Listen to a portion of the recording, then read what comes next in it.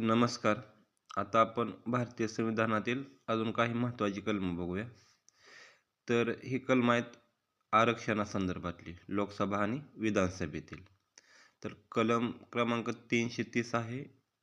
330 आणि 331 ही लोकसभेतील जागाच्या संदर्भात आहे आणि 332 आणि 33 आहे ते विधानसभेच्या जागा वाटपाबद्दल. तर 330 मध्ये आहे लोकसभेत SC/ST जागांचं आरक्षण आणि 331 आहे लोकसभेत अँग्लो इंडियन समुदायासाठी प्रतिनिधित्व.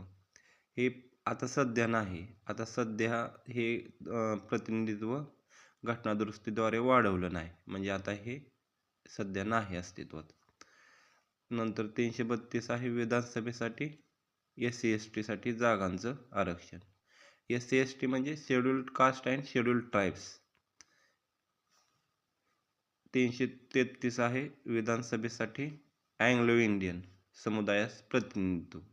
ही सुद्धा तरतूद आता सध्या नाही. म्हणजे पूर्वी काय होतं, अँग्लो इंडियनसाठी लोकसभेत 2 जागा वाटप केल्या जात होत्या, 2 सदस्य होतं आणि विधानसभेमध्ये 1 सदस्य पाठवला जात होता. पण आता सध्या ही तरतूद नाही.